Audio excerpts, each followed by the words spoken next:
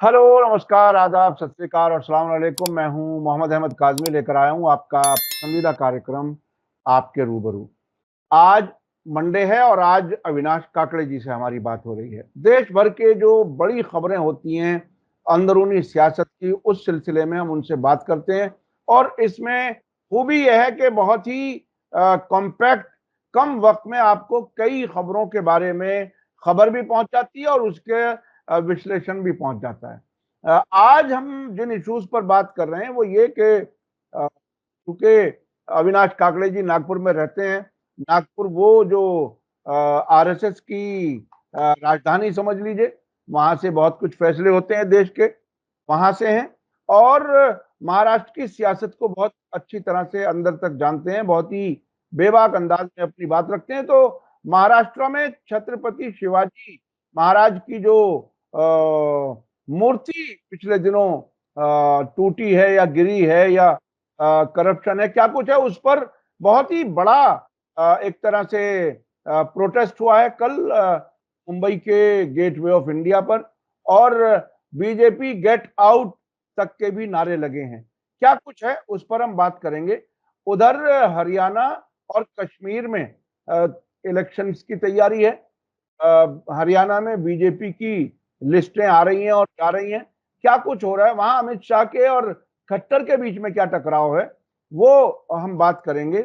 और कश्मीर में आखिर पुराने सियासतदान क्यों इलेक्शन के मैदान से भाग रहे हैं। गुलाम नबी आजाद ने कह दिया कि साहब मैं बीमार हूं, मैं नहीं आ सकता आगे। उनके बारे में हमसे पहले कई बार हालांकि ये कहा जा चुका है कि वो अब बीजेपी के आदमी हो गए हैं या बीजेपी के लिए काम कर रहे हैं। और उनका क्या रुख है, क्यों ऐसा हुआ।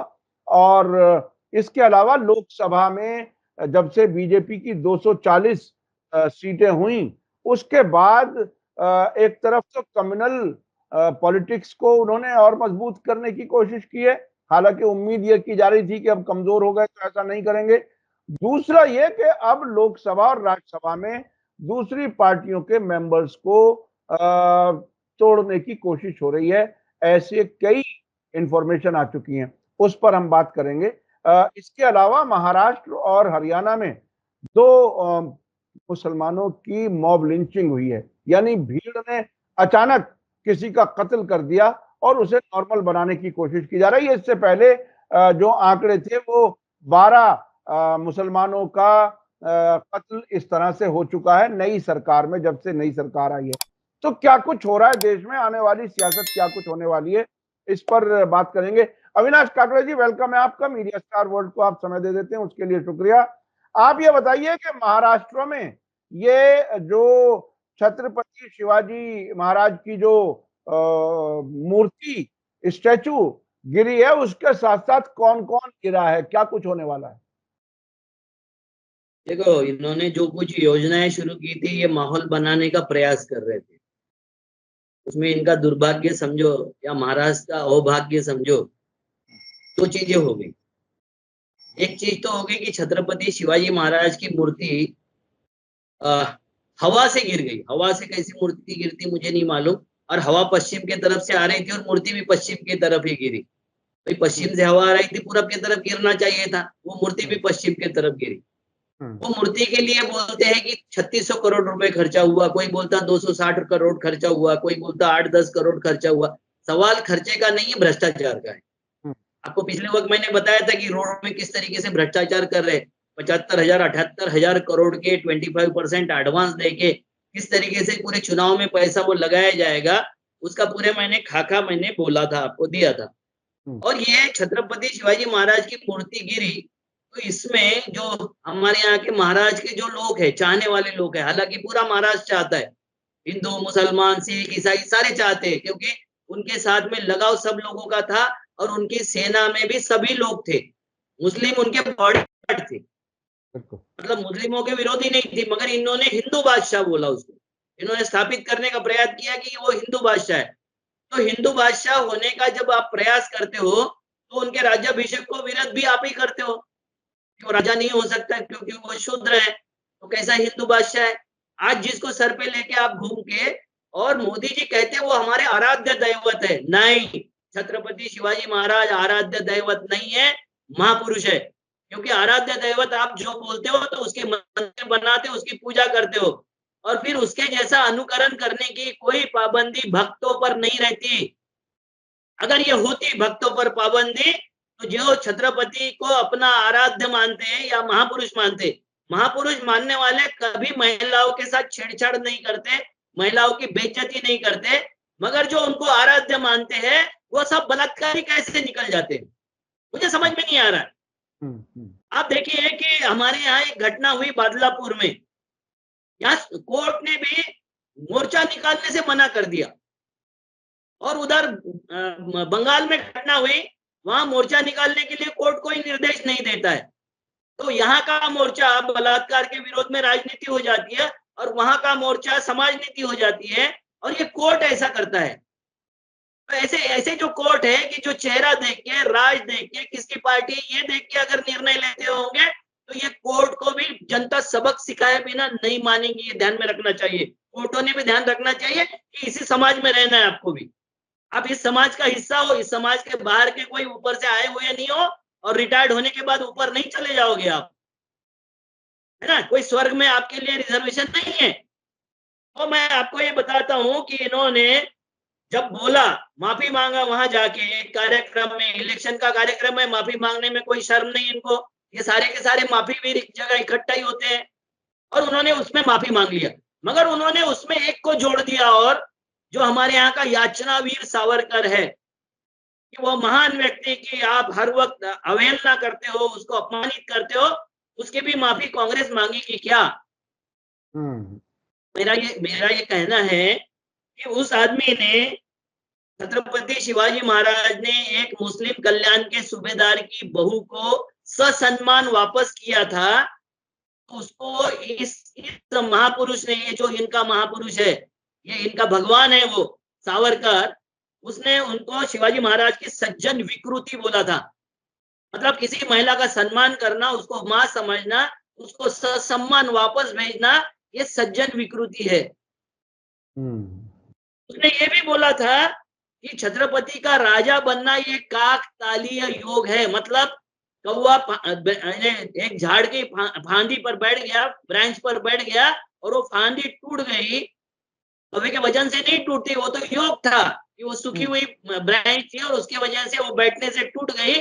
तो छत्रपति का राज भी काकतालीय योग का ही परिणाम था, उसमें उनका पुरुषार्थ कुछ नहीं था। ये बोलने वाला ये सावरकर तीसरी बात ये बोलता है कि बलात्कार को हथियार के तौर पे यूज करना चाहिए। ये ज्ञान देने वाला सावरकर, उसकी और छत्रपति की तुलना कैसी हो सकती है? एक शेर की और एक बुलबुल की तुलना हो सकती है क्या?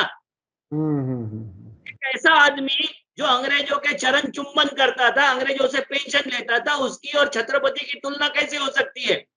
जो औरंगजेब जैसे बादशाह के दरबार में कड़क के बोलता है कि मेरे सामने ये 2000 और 5000 मनसबी जो मुझसे मार खाए हुए यहाँ बैठे हैं, तो उन्होंने जान की परवाह न करते हुए औरंगजेब के दरबार में अपना अस्तित्व बता दिया, अपना तेवर बता दिया। उसके साथ में इसकी तुलना, माफी वीर की तुलना, जो उनकी पेंशन खाता था, कहाँ छत्रपति शिवाजी महाराज? मगर ये इनके पास में कोई आइडियल नहीं है। फिर अगर सावरकर को ये आइडियल मानते हैं तो सावरकर ने गौ मांस खाने का प्रोत्साहन दिया था, गौ को भी एक जानवर कहा था। तो ये मीठा मीठा गप गप और कड़वा कड़वा थू थू नहीं चलेगा। आपको बोलना है तो पूरा सत्य बोलिए। असत्य बोलने के लिए मोदी जी फेमस है। फिर से एक असत्य उन्होंने बोल दिया। और आपको एक बात बता देता हूं, उन्होंने एक बात कही थी। क्या कही थी? कि उनके एक किताब में है, समग्र खंड में है, कि नरू नाम का उनका जो हजाम था, उसका उस तरह बोल रहे थे वो कि छत्रपति शिवाजी महाराज की तलवार से ज्यादा तेज है।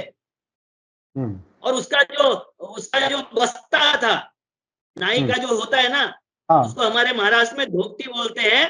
तो वो बोल रहा है कि वो अर्जुन जो लड़ाई लड़ा था, महाभारत की लड़ाई लड़ा था, वो अर्जुन के अक्षय भाते से भी वो ज्यादा तेजस्वी है उसका वो बस्ता। तो इनके नजर में क्या अर्जुन भी छोटा हो गया या छत्रपति महाराज भी छोटे हो गए? ऐसे सावरकर को ये प्रोजेक्ट कर रहे, तो क्या उनकी सावरकर की सारी बात ये मानने को तैयार है? ये बात मैं इसलिए बोल रहा हूं कि हमारे यहाँ के एक होम मिनिस्टर है, पहले मुख्यमंत्री थे, अब होम मिनिस्टर हो गए। वो कहते हैं कि कांग्रेस कांग्रेस पंडित नेहरू ने डिस्कवरी ऑफ इंडिया में छत्रपति के बारे में जो अनर्गल लिखा है, उसके बारे में कांग्रेस माफी मांगेगी क्या? उद्धव ठाकरे कांग्रेस से माफी मांगने के लिए कहेंगे क्या? तो ये कुपड़ ने कभी डिस्कवरी ऑफ इंडिया पढ़ा कि नहीं पढ़ा मुझे नहीं पता, ये कुपड़ है, ये पढ़ते नहीं है और बोलते रहते हैं। ऐसे लोग जो है जिन्होंने ये बोला कि इस किताब में छत्रपति की बदनामी की है, तुम बता दो कहाँ की है, बता दो।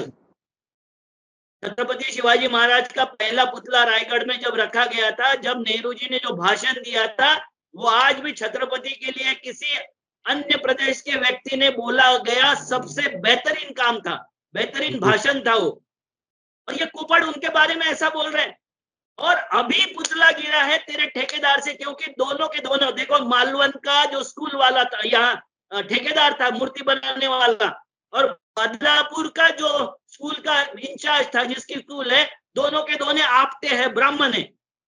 तो एक ब्राह्मण के स्कूल में 4 साल की बच्चियों के साथ में, 2-2 बच्चियों के साथ में कुकर्म किया गया। वो खबर दबाने के लिए इस तरीके से फिर पुतले वाला इशू सामने आ गया। और वो दुर्भाग्य है इनका कि पुतला गिर गया, क्योंकि पुतला बनाया ही ढंग से नहीं था। उसके ना मेजरमेंट ठीक थे, ना उसका एंगल ठीक था, बल्कि छत्रपति शिवाजी महाराज को बदनाम करने वाली कई ऐसी चीजें थी जो उसमें डाली गई थी, और इन्होंने वो सारे पैसे खा गए। और मोदी जी बोलते हैं, इनके लोग बोलते हैं कि फिर से पुतला बनाएंगे। इनका एक मंत्री बोलता है कि छत्रपति शिवाजी महाराज की इच्छा होगी कि इससे बड़ा पुतला बने। मतलब सारा पुराना गिरा के बड़े पुतले बनाओगे? सरदार पटेल को जाने वाला रास्ता बह गया, उज्जैन का सारा, सारे सप्तऋषि की मूर्तियां बह गई। हाँ, पुतलों में भी बार बार करप्शन करते रहेंगे, यानी वो अपने आप रास्ता करप्शन का फिर खोल रहे हैं, इसका मतलब। जी जी जी। और ये करप्शन इन्हीं लोगों ने शुरू किया। जी जी। करप्शन, क्योंकि ये मंदिर में आप अगर जाओगे तो स्पेशल लाइन से दर्शन होता है, विशेष पूजा होती है। करप्शन वहां से शुरू होता है, वहां से शुरू होता है। हमारे मानसिकता में, हमारे डेमोक्रेसी में अगर करप्शन इतने तेजी से बढ़ गया, तो आफ्टर राजीव गांधी, इनके डेथ के बाद में करप्शन का स्तर बढ़ गया, क्योंकि अटल बिहारी जी ने पेंशन बंद कर दी थी। और पेंशन जैसी बंद की है तो भविष्य में मेरा क्या होगा, मेरे बच्चों का क्या होगा, ये समझ के वो करप्शन इतना पैसा इकट्ठा करने लग गया। और आज आप देख लीजिए कि करप्शन का स्तर, एक न्यूज है जिसमें पाकिस्तान चौथे नंबर पर है, और एशिया में 1 नंबर पर भारत आ गया। 1 नंबर में भारत ला लिया हमने, विश्व गुरु बन गए हम, कि एशिया में करप्शन में इंडिया नंबर 1 बन गया। ये हालत हमारी इन लोगों ने कर दी है। ये हर जगह पैसे खाते हैं, हर जगह, हर चीज में इनको पैसा चाहिए। महिलाओं की इज्जत इनके नजर में कुछ नहीं है। आपने देखा होगा कि बिल्किस बानो के जो ये थे बलात्कारी, और वहां के हत्यारे जो थे, उनका सम्मान किया गया। खाली मुसलमान महिला का किया इसलिए नहीं। आपने देखा होगा बनारस यूनिवर्सिटी में जिस लड़की पर अत्याचार किया था, उनकी बेल मिल गई, उनका भी ढोल नगारों के साथ में सम्मान किया गया। मैं हिंदुस्तान की सारी धर्मों की सारी महिलाओं को आह्वान करता हूं कि ये बलात्कारी जो लोग हैं, जो बलात्कारी पार्टी है, जिनकी मानसिकता है कि महिला ये भोग की वस्तु हो सकती है, महिला की कोई आइडेंटिटी नहीं है, बच्चे पैदा करने की मशीन है, ये जो भी बोलता होगा, चाहे वो हिंदू हो या मुसलमान हो, उनको सबक सिखाने की जरूरत है। बिल्कुल बिल्कुल बिल्कुल सही कहा और आपने। आज तो दिखाई दे रहा है, वो सबसे ज्यादा दिखाई दे रहा है कि बलात्कारी एक ही पार्टी में कैसे ज्यादा धस गए पूरे। उनको संरक्षण कैसा मिलता है, उनको सम्मान कैसे मिलता है। मोदी जी बोलते हैं कि बलात्कारियों को कड़ी से कड़ी सजा होगी, और दूसरे तरफ उनके बलात्कारी छूट के आते हैं तो उनको पटाखे के साथ में, ढोल नगारों के साथ में उनका ये किया जाता है, सम्मान किया जाता है, उनका घुमाया जाता है। ये कौन सा सम्मान है महिलाओं का? अच्छा अच्छा, ये हरियाणा इलेक्शन से जो ये खबरें आ रही हैं, एक लिस्ट आई, वो वापस हो गई, फिर वही लिस्ट आ गई, क्या कुछ वहां क्या कहानी बन रही है? 4 राज्यों में इलेक्शन होने वाला था, वो फिर 2 में कर दिया। अब किस किस तरह से जोड़ तोड़ की कहानी क्या कुछ हो रही है? देखो, ये चारों राज्यों में हारने के कगार पर खड़े हैं। महाराष्ट्र में बहुत बुरी तरीके से हारेंगे, इनको पता चल गया। झारखंड में कुछ झमेला कर सकते हैं, ऐसा इनको लगता है, ठीक है? और हरियाणा का इनके हाथ से निकल गया पूरा। अब ये क्या कर रहे हैं देखिए, इनका ये शौक है। अभी उन्होंने वहाँ खट्टर वर्सेस शाह खड़ा कर दिए। जैसा मोदी वर्सेस ठाकुर योगी खड़ा किया था, फडणवीस वर्सेस गडकरी खड़ा करते हैं, अमित शाह के विरोध में मनोहर लाल खट्टर खड़ा करते हैं, आरएसएस के विरोध में भाजपा को खड़ा करते हैं। ये बनावटी लड़ाई है, या हमको मूर्ख बनाने के लिए है। सबके सब अगार है। ये आपस में कोई लड़ाई नहीं है इनकी। ये आप पे कब्जा करने के लिए, जैसे हरियाणा की लड़ाई, पंजाबी लोगों को भी साथ में रखना है, तो मनोहर लाल खट्टर को थोड़ा सा दे दो, बल दे दो, उनके लोगों को टिकट दे दो। फिर जाटों को खड़ा रखना है, जाटों को भी साथ में रखना है। तो अभी अगर पंजाबी अगर बैकड्रॉप में चले गए तो भाई जाट को देंगे इस वक्त। ओबीसी भी साथ में रखना है, क्योंकि सैनी को वहां ओबीसी मुख्यमंत्री उन्होंने बना दिया। वो पपेट मुख्यमंत्री, वो पपेट है, मनोहर लाल खट्टर का पपेट है वो। सबको तो 2 महीने की मुदत मिली थी सांसदी लड़ने के लिए, मगर जिस दिन खट्टर बाहर आ गए उसी दिन उनका टिकट अनाउंस हो गया। 4 महीने का वक्त मिला था खट्टर को।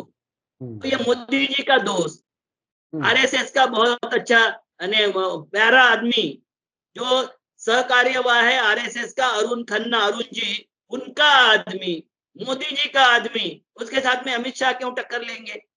मगर इनको जाट का भी वोट चाहिए, पंजाबी का भी वोट चाहिए, ओबीसी का भी वोट चाहिए, और बाकी तो सब मूर्ख ही है, उनके भी वोट चाहिए। तो ये वोटों की राजनीति जिस तरीके से करते हैं, एक तरफ बताते हैं कि ये योगी ठाकुरवाद बहुत करता है, तो ये ठाकुरवाद जो करता है इसको मोदी जी सीधा करेंगे। इलेक्शन हो जाने दो, इसको सीधा करेंगे। मैं भी कभी कभी गफलत में आ जाता हूँ, कभी कभी आता हूँ। मैंने बोला था कि ये लड़ाई नहीं है, ये बोगस है, फ्रॉड है। ये उन्होंने ये बताया कि योगी खड़ा हो गया और मोदी को सबक हम सिखाएंगे करके ठाकुर उनके साथ में हो गए। और मोदी को मजबूत करने के लिए ओबीसी फिर साथ में हो गया, ब्राह्मण साथ में हो गया। तो ये दोनों को साथ में लाने के लिए आपस में लड़ाई का ये जो दिखाते हैं, ये नौटंकी है। सर्वे भी एक नौटंकी है, सर्वे भी जो सर्वे करवाते और लड़ाई तो करवाते हैं आपस में। सर्वे तो अक्सर इलेक्शन के भी सर्वे जो होते हैं वो भी, और इस किस्म के सर्वे इनमें जो एजेंसियां होती हैं, प्राइवेट एजेंसियां, वो जिसके लिए करा लो, ये बहुत बार हुआ है। तो सर्वे पर तो भरोसा नहीं होता। मोदी जी ने एक नारा दिया है, परिवारवाद छोड़ो और भारत जोड़ो। है दूसरा नारा दिया है, परिवारवादी भारत छोड़ो। मुझे ये पहला समझ में नहीं आता है, जो पहली सूची जो आने वाली आई है उनकी, जो अभी अनाउंस होने वाली है, उसमें स्मृति चौधरी है, आरती राव है, शालू जिंदल है। किस चिड़िया का नाम? परिवारवाद नहीं है, तो हम करें वो परिवारवाद नहीं है, है ना?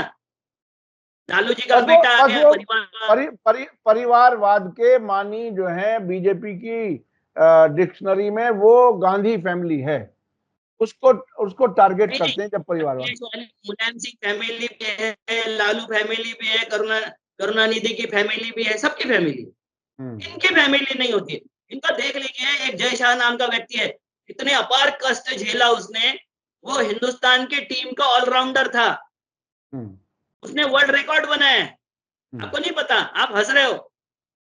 वर्ल्ड रिकॉर्ड है उसका, रन का भी रिकॉर्ड है, विकेट लेने का भी रिकॉर्ड है, ऑलराउंडर है वो, दुनिया का सबसे बड़ा, सबसे ऊंची फेंकता है, और वो आईसीसी का चेयरमैन बन गया। वो किसी का बेटा इसलिए नहीं बना है, आपको कोई गलत फहमी होगी तो निकाल दो। वो इसलिए बना है, अब ये कहेंगे भक्त लोग कि वो अलग क्षेत्र है, राजनीति थोड़ी है। भाई राजनीति सब क्षेत्रों में व्याप्त है।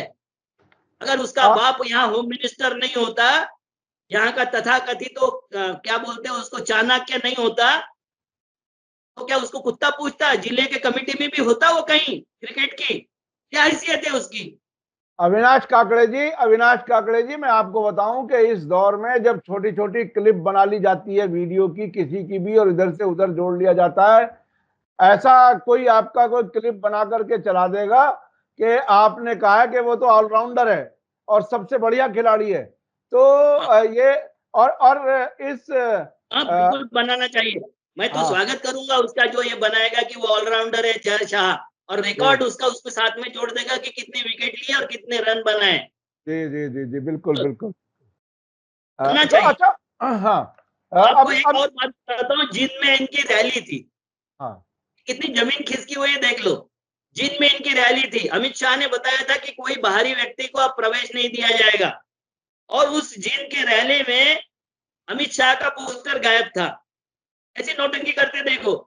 हाँ, और जींद है जाट का लैंड, जाट बैंक है, जाट लैंड कहते हैं, जाट लैंड कहते हैं जींद को। हाँ, हाँ, वहां पहली रैली शुरू किए। वहां राम कुमार गौतम जो था जेजेपी का, जो जाट की पार्टी है, हाँ, उसका प्रवेश कर लिया। विनोद शर्मा की पत्नी जो है शक्ति रानी, उसका भी पार्टी में शामिल करवा लिया। विनोद शर्मा ये बताया आपको, जैसिका लाल वाला। जी, जी, जी, बिल्कुल, बिल्कुल। बहुत बहुत शानदार है इनका ट्रैक रिकॉर्ड, इनका बहुत शानदार है। और उस रैली में अमित शाह के पोस्टर गायब थे और खट्टर के बड़े बड़े पोस्टर लगे थे, मगर खट्टर गायब थे। और उनका प्रवेश हो गया। खट्टर के सबने गुणगान किए। और 4-5 हजार आदमी भिंड की रैली में, 4-5 वो जिंद की रैली में 4-5 हजार आदमी इकट्ठा हुए एकलव्य स्टेडियम में। इतना हुँ, बड़ा स्टेडियम। हुँ, और वहां आरएसएस और अमित शाह की नहीं चल रही है, ये मैसेज पास ऑन किया गया। हुँ, हुँ। इनके पास जो वो स्ट्रैटेजी बनाने वाले लोग हैं ना, जो मीडिया स्ट्रैटेजी बनाते हैं, और मीडिया के लोग तो अपने हाथ में जिस तरफ की जैसी खबर चलानी हो वैसी चला लेते हैं। तो बहरहाल अपने तरीके से वो कर रहे हैं, लेकिन मुझे नहीं लगता कि पब्लिक जो है वो इतनी जल्दी बेवकूफ़ बन जाएगी। बहुत हो चुका, मुझे तो ऐसा लगता है। अच्छा, हमारे पास थोड़ा-सा वक़्त कम होता जा रहा है, हमारे पास कई और बातें करनी है। ये लोकसभा, राज्यसभा में क्या कुछ हो रहा है? क्या तोड़-फोड़ की तैयारी बीच में अचानक इलेक्शन के फौरन बाद, आमतौर पर सरकार बनने से पहले-पहले हॉर्स ट्रेडिंग होती है, जिसे कि घोड़ों का व्यापार कह देते हैं। तो वो क्या कुछ है? अब क्या हो रहा है? ये क्यों हो रहा है? सर, इसकी शुरुआत मैं करता हूँ भगत सिंह कोश्यारी से, हुँ, जिसने 12 एमएलसी बनने ही नहीं दिया। गवर्नर नॉमिनी 12 एमएलसी नहीं बनने दिया। उसने महाराष्ट्र की सरकार को, उस वक्त उद्धव ठाकरे जी की सरकार थी, उसको मंदिर खोलने के लिए बाध्य करने का नोटिस फरमान दे दिया। मगर गोवा के गवर्नर थे, गोवा में नहीं बोला, क्योंकि वहां भाजपा की सरकार थी। मुख्यमंत्री चाहते थे कि जो लोग हैं वो सुरक्षित रहे, तो उन्होंने बोला दारू के दुकान खोल दिए। अब दारू के दुकान और मंदिर में क्या साम्य है, क्या हुँ, समानता है? दारू वाला तो व्यसनाधीन होता है, मंदिर में जाने वाले तो थोड़े से इलिट होते ही है ना, हुँ, कि गोबर भरे हुए लोग होते सारे के हुँ, सारे। तो उस आदमी ने जिस तरीके से डेमोक्रेटिकल लफड़ा किया, वो पूछता है कि क्या उद्धव ठाकरे जी आप धर्मनिरपेक्ष हो गए? अब धर्मनिरपेक्ष, समाजवाद, ये हमारे देश के बेसिक प्रिंसिपल है। स्वतंत्रता, समता, बंधुता, न्याय, ये बेसिक प्रिंसिपल है। बिल्कुल। और ये बेसिक प्रिंसिपल पे संविधान की शपथ लेके राज्यपाल बनने वाला आदमी इस पे सवाल उठाता है। और ये हमको पूछते हैं कि देशद्रोही कौन है? अरे तुमसे बड़ा देशद्रोही तो कोई नहीं होगा, जो संविधान पे, तिरंगे पर, हमारे बेसिक प्रिंसिपल पर सवाल उठाता होगा और वो गवर्नर बन जाता होगा। ऐसे आदमी से ज्यादा देशद्रोही कौन बड़ा हो सकता है? आप हुँ, बताइए। आप मुझे बताइए कि अफगानिस्तान, पाकिस्तान और बांग्लादेश में हिंदू सुरक्षित नहीं है, हमारे यहाँ रैलियां निकलती उसके लिए। हुँ, निकलती कि नहीं निकलती है? बिल्कुल, बिल्कुल, बिल्कुल। तो हम चाहते हैं वहां धर्मनिरपेक्ष शासन हो, हुँ, मगर भारत में हिंदूवादी शासन हो। हुँ, ये साले दोगले हैं ना पूरे के पूरे। हुँ, अगर पाकिस्तान में सेकुलरिज्म चाहते हो, हुँ, बांग्लादेश में और अफगानिस्तान में सेकुलरिज्म चाहते हो, मुस्लिम राष्ट्र में सेकुलरिज्म चाहते हो, ये ज्ञान बताने का आप में कब मादा आएगा? जब आप सेकुलर होंगे। हुँ, और तुम्हारा तो गवर्नर सेकुलरिज्म को गाली बकता है। तो ऐसे लोग जो है, ये लोग किसी बात को नहीं मानते। मैं एक किताब जो पढ़ रहा हूँ, आपको बताया ये हुँ, किताब में इनमें स्वयं घोषित देशभक्त कैसे बने हैं, ये देशभक्तों का पूरा कच्चा चिट्ठा है। मैं चाहता हूं कि जो लोग पढ़ सकते हैं उन्हें पढ़ना चाहिए। हुँ, अब हुँ। मुझे बताइए कि एनडीए में 293 लोकसभा की सीट है। उस किताब का नाम, उसका किताब का नाम और राइटर का नाम, और उसे ज़रा सामने दिखा दीजिए, ज़रा हाथ ठहरा करके, ताकि ये वो तो दूसरी किताब भी हिंदी वाली है। मैं हाँ, बोलता हूँ ये किताब भी पढ़नी चाहिए। इसका नाम है लहू बोलता भी है, जंग हाँ। आजादी है हिंद में मुस्लिम किरदार। जी, मैं जी, अभी जी। अभी ये किताब पढ़ रहा हूँ। कुछ किरदार तो मुझे पहले पता थे, अभी ये किताब पढ़ रहा हूँ। कितनी महिलाएं, जिनको आज ये बोलते हैं कि महिलाओं के ऊपर अन्याय होता है, मैं 32 महिलाएं पढ़ चुका हूँ अभी तक। जिन्होंने सेक्रीफाई किया इस देश के लिए, देश की आजादी में सेक्रीफाई किया। ये झूठा इतिहास कब तक बताते रहेंगे? ये कब तक हमारे यहाँ के फडणवीस बोलते रहेंगे कि नेहरू जी ने सूरत में जो चढ़ाई किया था उसको लूट बोला था, लूट बोला है। कांग्रेसियों ने लिखा है, पढ़ा है। इनका जो गुरु था ना, इनका गुरु देवेंद्र फडणवीस का, हमारे यहाँ जिसको तथाकथित शिव शाहिर बोलते थे, महाराष्ट्र भूषण दिया था पुरंदरे नाम का एक आदमी, उसने लिखा है। उसने भी लिखा है कि सूरत को लूटा गया था छत्रपति शिवाजी महाराज ने। तो तू पहले तो पुरंदरे का महाराष्ट्र भूषण वापस ले भाई, उसका धिक्कार कर, उसके बाद में कांग्रेस को सवाल पूछना। ये जो है, ये जो नौटंकियां है, ये बहुत ज्यादा ये करते हैं। इनको सवाल पूछना चाहिए सर। सवाल नहीं पूछते क्योंकि हमारे लोग पढ़ते नहीं है। ये नेहरू को गाली देने वाले, इसलिए मैं स्पेशल ये किताब लाया, नेहरू मिथक और सत्य। ये सारी किताबें मैंने पढ़ा हूँ। ये हिंदुत्व कांचा इलैया का किताब है, ये दूसरा गांधी की सियासत और सांप्रदायिकता। ये सारी जो किताबें ये पढ़ना चाहिए। व्हाट्सएप ज्ञान पर अवलंबित रहोगे तो तुम्हारा भेजा खा जाएंगे ये लोग, क्योंकि इनके दिमाग में तो गोबर है।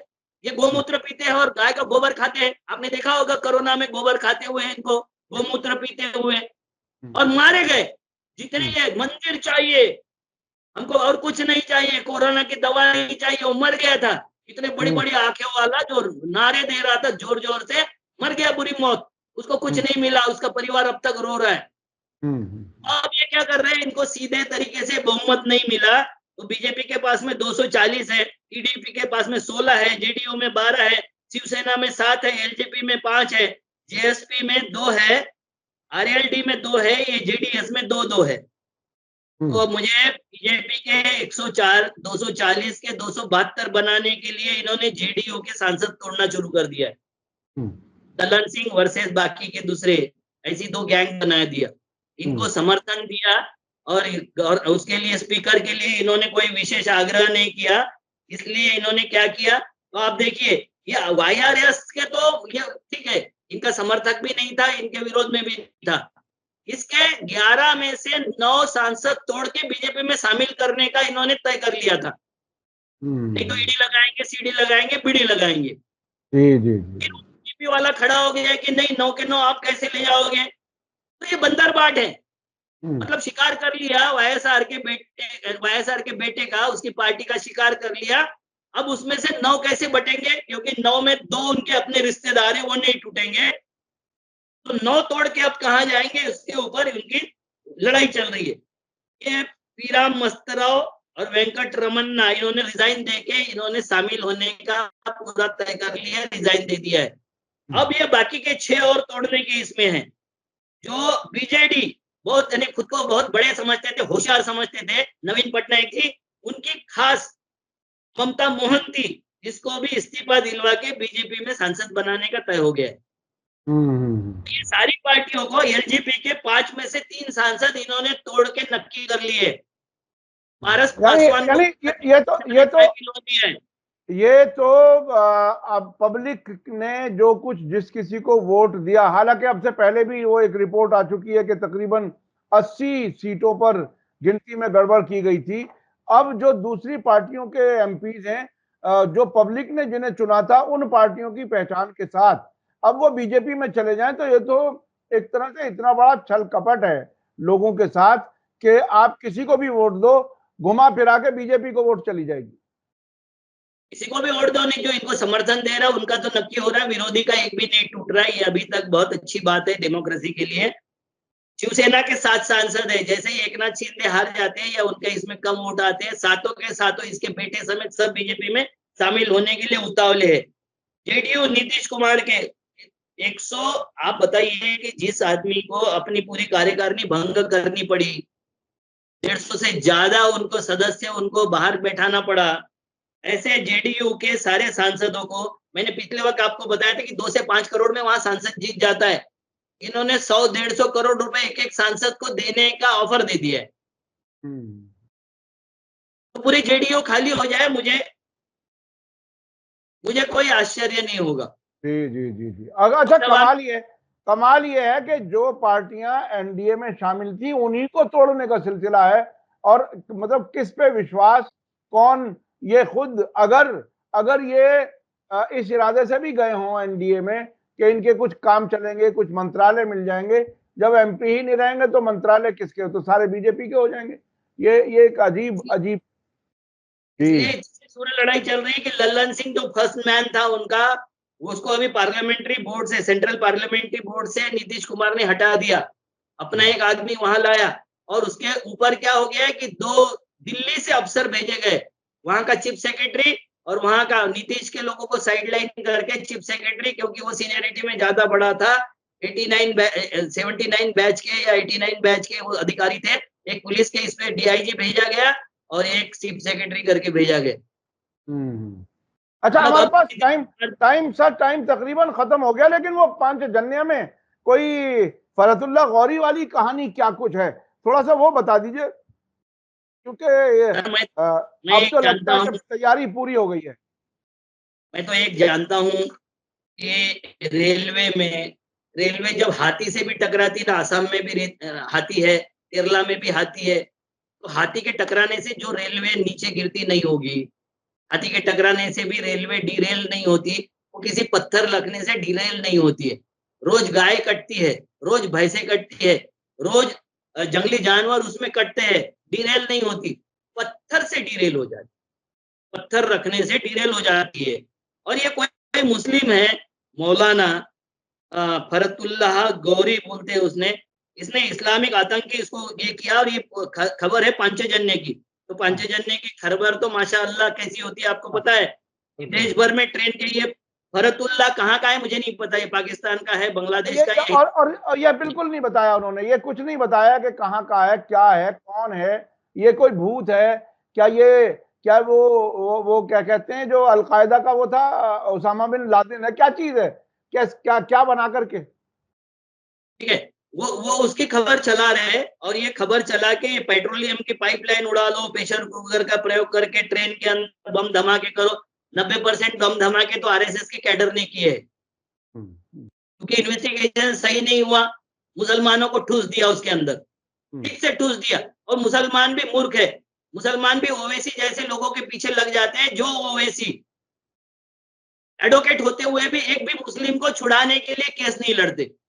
जी जी बिल्कुल बिल्कुल। जवाहरलाल नेहरू लड़ते थे, सरदार पटेल लड़ते थे, मंत्री होने के बाद भी लड़ते थे, बाबा साहब आम्बेडकर लड़ते थे। ये सब लोग अपने को लोगों को बचाने के लिए केस लड़ते थे, ये क्यों नहीं लड़ता है? ये क्यों नहीं कोर्ट में खड़ा होता है? वो क्यों नहीं अपने लोगों को छुड़ाने के लिए प्रयास करता है? तो ये भी फरतुल्ला गौरी भी होगा, अगर हिंदुस्तान का है तो आरएसएस का कैडर होगा, बिल्कुल मुसंगी बिल्कुल होगा। बिल्कुल ऐसा ही क्योंकि है। ऐसे हरकतों से खाली बवाल पैदा किया जाता है कि मुस्लिम आतंकी है। जब मुस्लिम जब जब आतंकी जब जब मस्जिदों के सामने आरएसएस के लोग सर पर टोपी रख करके पत्थर फेंक करके मुसलमानों पर इल्जाम लगा सकते हैं, तो ये फरतुल्ला गौरी क्या चीज है, वो किसी को भी दाढ़ी और टोपी के साथ तस्वीर छाप करके और मुसलमानों पर किस तरह से मर लिया जाए। देखिए मैं एक बात बताता हूँ, तकरीबन 40 साल से ज्यादा मुझे पत्रकारिता करते हो गए, और एक जमाना ये था जब कांग्रेस की सरकार होती थी तो अक्सर मुसलमानों को ये कहा जाता था कि ये रिएक्शनरी हैं, रिएक्शन करते हैं, हर बात पे जो है वो रद्द-ए-अमल करते हैं। लेकिन मोदी जी के इस दौर में 10 साल में कितने लोगों का कत्ल किया गया, कितने क्या-क्या नहीं हुआ जुल्म, उसके सर बावजूद मैं किसी एक। रेवाड़ी में तो उसके पेट के मुस्लिम बुजुर्ग के पेट में गौमांस है, इसका हाँ, रिसर्च हो गया। अब जी, जी, आजकल तो एक्सरे हो गए ना, इनके आंखों में, भक्तों के आंखों में एक्सरे हो गए कि उसके पेट के अंदर गौमांस था या हाँ, बकरे का मांस था या जी, जी, शाकाहारी जी। था, ये इनको आँख से दिखाई देता है। हाँ, वो जैसे कुछ वो है ना कुछ भी कह दें। कंट्रोल बोर्ड वाले कि जो हाँ, मिठाई की दुकान पे जाते हैं और फेंकना शुरू कर देते हैं, जैसे उनके आंख में एक्सरे है, ये पोल्यूटेड है, ये खोआ असली है या नकली है, उसके आंख से दिखाई देता है। वैसे जी, आजकल ये भक्त हो गए। हाँ, अभी बिल्कुल। हमारे यहाँ इगतपुरी में किसी मुस्लिम बुजुर्ग कुछ ले जा रहे होंगे, तो ये हाँ, गौमांस है करके उसको मारपीट कर दिया। जिसमें राहुल जी, गांधी का भी एक ट्वीट आया है कि हुँ, नफरत को राजनीतिक हथियार बनाकर सत्ता की सीढ़ी चढ़ने वाले देश भर में लगातार भय का राज स्थापित कर रहे हैं। भीड़ की शक्ल में छुपे हुए नफरती तत्व कानून के राज को चुनौती देते हुए खुलेआम हिंसा फैला रहे हैं। बीजेपी सरकार से इन उपद्रवियों की खुली छूट मिली हुई है और ये सही है। और फिर भी मुझे प्रसन्न करने वाली एक खबर मैं दिखाऊं, डॉक्टर रेखा हाँ, कृष्णा है, हाँ, जिसने आप, हिंदू, हाँ, जो हिंदू है, हाँ, वो मरणशैया पर एक मुस्लिम पड़ा हुआ है, वेंटिलेटर पे लगा हुआ है और वो मरने वाला है। उसके हाँ, रिश्तेदारों ने व्यक्त किया कि हम वक़्त पे नहीं पहुँच सकते, तो उसने उसके कान में, मरीज के कान में बोला, ला इलाहा इल्लल्लाह मुहम्मदुर रसूलुल्लाह, कलमा पढ़ दिया उसने। बड़ी ये बात है। मौलिकता है सर हमारे देश की। जी, जी, जी, ये जी, हमारा जी। देश है। ये नफ़रती हमारा देश नहीं है। ये कंगना रनावत एक इंटरव्यू देती है जनगणना के विरोध में कि हाँ, मुझे, मेरा तो कुछ पता नहीं है, मेरे आस-पास कौन से जाति के लोग पता नहीं है। इसके 10 ट्वीट मैं आपको दिखा सकता हूँ कि खुद को राजपूत बोला है इसने। जी, जी। राजपूत शेरनी, राजपूत वुमन और वो राजपूत के साथ में शादी करूँगी वगैरह-वगैरह। ये सब बोलने वाले ये जो लोग हैं, ये, तो इसको मोदी जी ने बहुत अच्छा बोला है कि हिपोक्रेसी की भी कोई सीमा होती है। जी, तो एक जी। छोटा-सा वो लगा दीजिए इसमें, हाँ, नहीं, मोदी हिपोक्रेसी। मोदी मोदी जी खुद अपनी भी तो बताएं कि हिपोक्रेसी की सीमा क्या है। उन्होंने तो सीमाएं सारी तोड़ रखी हैं अब से पहले, वो 2 दूसरों को सीमा स्टेटमेंट क्या आए बताएं। सर, तो इलेक्शन के इसमें 2 स्टेटमेंट आए, परिवारवाद छोड़ो और भारत जोड़ो, जो मैंने आपको बताया। तो जी, जी, पार्टियां परिवारों की मिल्कियत बनती जा रही है, अमित शाह बोल रहे हैं। जी, इतना महान तत्वज्ञान दिया है इन्होंने, देख लीजिए। और मोदी जी बोल रहे हैं परिवारवाद ने देश को जकड़ के रखा है, भ्रष्टाचार से व्याप्त कर दिया है और राष्ट्रीय चरित्र को दाग लगाया है। ये नरेंद्र मोदी बोलते हैं। असल में अब तो तकरीबन ऐसा लगता है कि मोदी जी कुछ भी बोलें, टीवी पे बोलें या रेडियो पर बोलें, अब लोग उनको सुन नहीं रहे, भरोसा नहीं कर रहे। और ऐसा कई आपने ही आंकड़े एक बार बताए थे कि राहुल, हिडनबर्ग पे भरोसा करना चाहिए जनता को, हिडनबर्ग। बिल्कुल, जब बिल्कुल। परमवीर सिंह और सचिन वजह पर भरोसा करके केस डाली जाती है और अनिल देशमुख जैसा होम मिनिस्टर जेल में बैठता है, तो हिडनबर्ग ने वो जो बूच है, माधवीपुरी बूच, निर्मला सीतारमन, अमित शाह और मोदी, ये जो घमंडी लोग बैठे हुए हैं ना, इनके सबके ऊपर उसने बता दिया है कि ये कैसे हमाम में सब नंगे हैं, सबने मिलके देश को कैसे लूटा है, सबने मिलके अमित उसको, अडानी और अंबानी को कैसे बड़ा किया है, ये हिडनबर्ग बता रहा है। एक अच्छा। कैदी और एक अपराधी के इसमें बयान पर आप कार्रवाई कर सकते हो, तो रिपोर्ट पे क्यों नहीं होती कार्रवाई? जी, जी, जी, बिल्कुल। उसे तो ये कह दिया जाता है कि विदेश से ये कोई साजिश हो रही है और ये अस्थिर करने की कोशिश है देश को। अभी कितना स्थिर है दुनिया सब अच्छी तरह से जान रही है और कितने बेइज्जत हो चुका हम लोग, यानी भारत के लोग, भारत का ये अ, किताब हर एक मुसलमान को खरीदना चाहिए, पढ़ा-लिखा जो भी मुसलमान होगा, इसको ये जी, किताब खरीदनी चाहिए और ये बिल्कुल, इतिहास पर बोलना शुरू करना चाहिए। बिल्कुल, बिल्कुल, बिल्कुल, बिल्कुल। इसमें बेशक, बेशक। आपके जो प्रकट रूप से शहीद हुए हैं, उनकी लिस्ट है।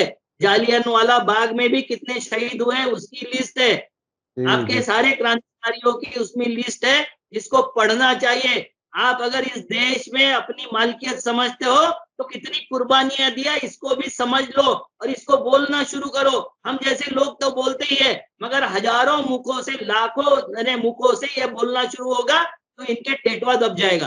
जी, जी, जी, बिल्कुल आपने सही कहा और हमें जानना चाहिए, अपनी बेहतरीन तारीख को जानना चाहिए कि देश के लिए क्या कुछ किया है और जिसको ये बिल्कुल मिटा देना चाहते हैं। बहुत-बहुत शुक्रिया, हमारे पास वक़्त खत्म हो गया। मैं आपसे अगले सोमवार को, मंडे को फिर बात करूँगा। हमें उम्मीद है कि हमारे दर्शक बहुत सी इन्फॉर्मेशन मिली है। कैसी वीडियो लगी आप लोग कमेंट्स में अभी ज़रूर ये लिखें। अभी एक न्यूज़ अभी-अभी मेरे पास में आई कि 4 आरएसएस के जो लोग हैं, उनको लाइफ सेंटेंस मिला है। उन्होंने मास्क के कमिटी के प्रेसिडेंट को मार दिया था। जी, जी, केरला में। जी हाँ, एक मस्जिद की कमेटी के प्रेज़िडेंट को मार दिया था, 4 आरएसएस के लोगों को आजीवन कारावास मिला है। जी हाँ, ये इस किस्म की भी मिसालें हैं इसी मुल्क में। बहुत-बहुत शुक्रिया अविनाश काकड़े जी। इसी के साथ मुझे दीजिए इजाज़त। धन्यवाद, शुक्रिया। जय भारत, जय हिंद। मीडिया स्टार वर्ल्ड के और वीडियो देखने के लिए हमारे चैनल को सब्सक्राइब करें और सीधे नोटिफिकेशन पाने के लिए बेल आइकन दबाएं। और अगर हमारी खबर सच्ची और अच्छी लगे तो अपने व्हाट्सएप, इंस्टाग्राम, फेसबुक और ट्विटर अकाउंट पर ज़रूर शेयर करें।